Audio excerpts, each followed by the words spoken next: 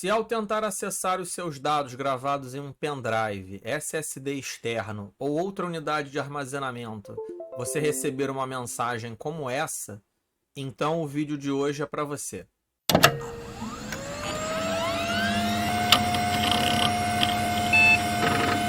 Saudações a todos! O TestDisk é uma ferramenta de recuperação de dados em interface texto que pode ser usado tanto no Linux quanto no Windows. E além de ser gratuito, ele também tem código aberto. Eu vou deixar o link no descritivo do vídeo. Além de poder baixar o TestDisk, lá você também vai encontrar a documentação sobre como utilizá-lo. E como teste prático, nós vamos verificar como ele se sai tentando recuperar dados de um SSD externo que eu utilizo para transferir grandes arquivos e vídeos de um computador para o outro. E foi justamente enquanto eu realizava uma dessas transferências que uma falta de luz forçou o computador a desligar enquanto o SSD estava conectado. E quando eu religuei o computador e testei, eu recebi essa mensagem. Nós também vamos usar um software proprietário pago chamado Disk Genius. Utilizando ele no modo gratuito, você só vai ter disponível algumas funções básicas. Mas isso é o suficiente para verificar que esse disco ainda possui uma tabela de partição GPT. Mas quando nós analisamos a partição que ele localizou, nós podemos verificar que ele não identifica o sistema de arquivos corretamente, apresentando uma descrição genérica de MS Basic Data Partition. Feitas as introduções no Windows, nós vamos agora seguir para o Linux. Lembrando que esse mesmo programa, o TestDisk, você poderia continuar utilizando o Windows, porque ele funcionaria. Existe uma versão dele para o Windows também. A distribuição Linux que nós vamos utilizar é o Pop! OS 2204, instalado e configurado como eu mostrei no vídeo acima. Com o Gnome Disks, nós também vamos verificar que ele identifica a tabela de partição GPT, mas não consegue identificar o sistema de arquivo do SSD externo. E no gerenciador de arquivos Dolphin, você pode ver que também não aparece a opção para montar a unidade de armazenamento. Como o nosso primeiro objetivo é tentar recuperar os arquivos que estão nesse momento inacessíveis nesse SSD, eu vou primeiro montar a unidade de armazenamento onde esses arquivos serão salvos. No meu caso, eu não vou salvar esses arquivos na mesma partição onde o sistema está instalado. Eu também vou abrir o terminal via gerenciador de arquivos a partir da pasta onde serão salvos os arquivos recuperados. O TestDisk precisa ser executado como sudo, e caso ele não esteja instalado, você precisa verificar como instalá-lo na sua distribuição. Eu vou deixar no descritivo do vídeo o comando para instalação nas principais distros. A primeira opção que o TestDisk vai te apresentar é se você quer ou não realizar um registro das operações. Na sequência, você deve escolher qual unidade de armazenamento vai ser avaliada, que no meu caso é essa da SanDisk. E depois ele vai pedir para você escolher qual é a tabela de partições da unidade. Normalmente, ele já vai te indicar qual é a tabela de partições, que no meu caso aí ele está informando que é a GPT. Vamos selecionar a opção Analyze e depois selecionar Quick Search. Aqui nós podemos ver que o TestDisk achou uma partição MS Data. Mas mesmo mais para frente, quando esse SSD estiver funcionando e com a sua partição restaurada, essa vai ser a informação que vai ser apresentada, o sistema de arquivos MS Data e não exFAT. Na parte de baixo é que nós vamos ter um indicativo de que o sistema de arquivos é o exFAT, sendo que aqui ele está informando que encontrou essa informação através do setor de backup. Quando nós recuperarmos a partição, ele vai simplesmente informar que é exFAT. Pressionando o Shift P para ter o P maiúsculo, nós vamos conseguir uma listagem de todos os arquivos que o TestDisk conseguiu localizar. Nessa listagem, as linhas que começam com D são pastas ou diretórios. Para selecionar todos os arquivos, nós vamos utilizar o A, e para copiar todos esses arquivos selecionados, vamos pressionar Shift e C. Como no começo nós já executamos o TestDisk a partir da pasta que nós iríamos utilizar para salvar, agora nós não precisamos navegar para escolher, é só confirmar. Na hora de escolher a unidade de armazenamento onde os dados recuperados serão gravados, é sempre interessante priorizar aquele que te garanta a maior taxa de transferência. Lembrando que o limite sempre vai ser o menor número entre a velocidade de leitura na origem e a velocidade de gravação no destino. No meu caso, eu fiz a transferência de 53 GB em aproximadamente 4 minutos. Ao terminar o processo, ele vai te informar quantos arquivos foram copiados com sucesso e em quantos houve algum tipo de falha. Agora eu vou fazer algumas verificações aleatórias para ver se eu identifico se algum dos arquivos copiados está corrompido. Nessa pasta nós temos, por exemplo, os arquivos que eu utilizei para fazer o vídeo sobre o Clover, tanto a versão em português quanto em inglês. Voltando para a pasta raiz, eu vou verificar se um dos vídeos gravados para esse projeto está funcionando. Aparentemente o vídeo está funcionando, e para você ter certeza absoluta de que nenhum arquivo foi corrompido nesse processo, só mesmo se você for verificar arquivo por arquivo. Eu particularmente acho que está tudo certo e, para ser bem sincero, eu tenho backup de todas essas informações, ou seja, eu nem precisaria estar tentando recuperar esses dados.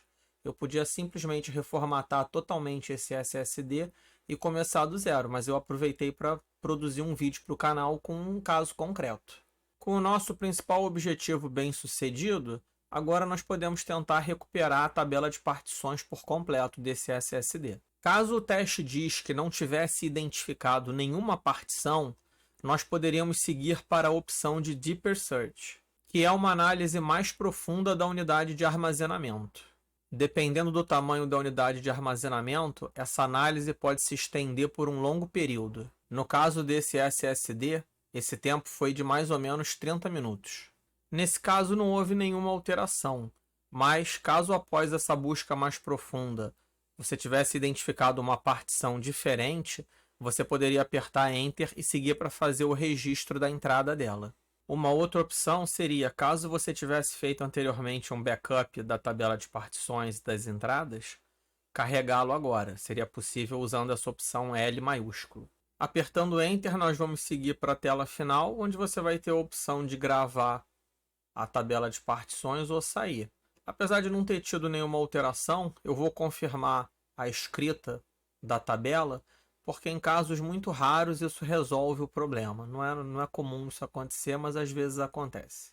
Depois disso, para verificar se a alteração surtiu efeito, como esse é um SSD externo, basta desconectá-lo e reconectá-lo ao computador. Mas como é possível ver, não houve nenhuma modificação da condição anterior para a atual. Ele continua não reconhecendo o sistema de arquivos. Por desencargo de consciência, eu executei o teste disk mais uma vez e voltei até aquela opção de Load Backup para tentar carregar um backup. Eu já sabia que não tinha nada, mas só queria deixar registrado aí na tela que ele não vai encontrar nada. Um outro ponto que eu não falei anteriormente é que, utilizando as setas para a direita e esquerda em cima da partição, você pode mudar o status dela. No caso, a GPT ela só tem um tipo de partição, que é a partição primária, e aqui você mudaria para esse D, que é de partição deletada, ou seja, uma partição que está excluída, mas que ainda poderia ser recuperada. Aqui não faz sentido ficar mexendo isso, é mais só por curiosidade mesmo. A essa altura eu já tinha uma boa certeza de como solucionar o problema da partição corrompida desse SSD. Mas se eu fizesse isso, eu não teria como mostrar uma solução possível no Disk Genius no Windows. Voltando para o Windows, nós vamos iniciar o Disk Genius mais uma vez. Vamos selecionar a opção Partition Recovery e depois vamos selecionar essa opção Whole Disk, que significa em todo o disco. Vejam que aqui nessa seta ele ainda reconhece o sistema de arquivos como esse MS Basic Data, mas após a análise do Disk Genius, ele já identifica a partição como sendo exFAT e inclusive mostra para você os arquivos que ele conseguiu visualizar, que são os mesmos que nós já havíamos visto com o teste disk. Selecione essa opção de Reserve para reservar os dados dessa entrada de partição na memória. E agora nós vamos salvar a nova tabela de partição com os dados recuperados, depois dessa última análise. E aqui chega o momento no qual a facilidade e a comodidade têm o seu preço. Como esse é um software proprietário, para que você possa utilizar certas funções, os desenvolvedores te cobram um valor, para que você possa ativar todas as funcionalidades dele. Se eu tivesse esse software com a licença ativa, ali teria terminado todo o problema, ele teria recuperado completamente a tabela de partições daquele SSD. Mas como o propósito desse canal é estimular o uso de software livre, eu vou voltar para o teste disk no Linux. Eu aproveito aqui só para fazer uma explicação que existe uma diferença de horário entre o Windows e o Linux. Essa última imagem que vocês viram está marcando 2h55 da manhã, mas na verdade são 11h55 da noite. Isso acontece por causa de uma diferença de padrões que o Linux e o Windows usam como referência para estabelecer o horário do sistema. Voltando para o Linux, nós vamos acessar o Disks e ver que o conteúdo continua indefinido, né? Ele continua sem identificar que se trata de um sistema de arquivos exFAT. Vamos fazer o mesmo caminho no teste disk que já havíamos feito anteriormente, mas ao chegar nessa parte, em vez desse Analyze, vamos para o Advanced. Vamos selecionar essa opção Type no canto inferior esquerdo, e aqui nós vamos procurar a opção de sistema de arquivo exFAT. Aqui eu achei curioso, eu não tenho uma explicação para dar, por que tentando listar os arquivos com as configurações corretas, ele indicou que o sistema de arquivos estava com algum problema. Vamos voltar para o menu anterior e selecionar a opção Boot. Aqui, antes de prosseguir, eu vou fazer uma rápida explicação. Esse boot sector, às vezes, ele pode receber outros nomes, como por exemplo VBR. Diferente da MBR, que não está contida em nenhuma partição, o boot sector ou VBR ele está contido dentro da partição. E dessa forma, ele é responsável por informar certos parâmetros para o sistema operacional que faz com que o mesmo consiga acessar os arquivos dentro da partição. E como está informado, a situação do boot sector é ruim, ou seja, ele está corrompido. E com isso, o sistema operacional não está recebendo as informações necessárias, deixando os arquivos inacessíveis. Como o registro de backup está ok, nós vamos substituir o original pelo backup. Vamos confirmar a alteração e pronto. Agora o setor original e o backup são iguais. Para que as alterações surtam efeito, nós vamos ter que encerrar o teste disk. E finalmente, depois de uma longa jornada, os arquivos nesse SSD são mais uma vez acessíveis. Eu vou montar essa partição exFAT e fazer alguns testes nos arquivos de vídeo.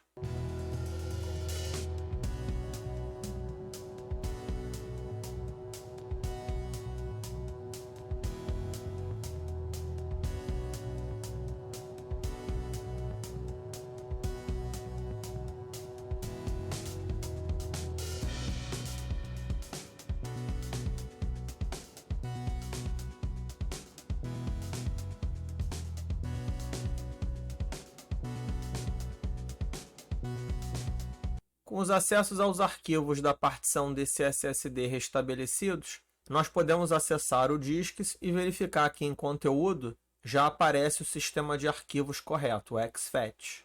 Eu espero com esse vídeo ter te ajudado, caso você esteja passando por um problema similar, não conseguindo acessar os dados em uma unidade de armazenamento sua.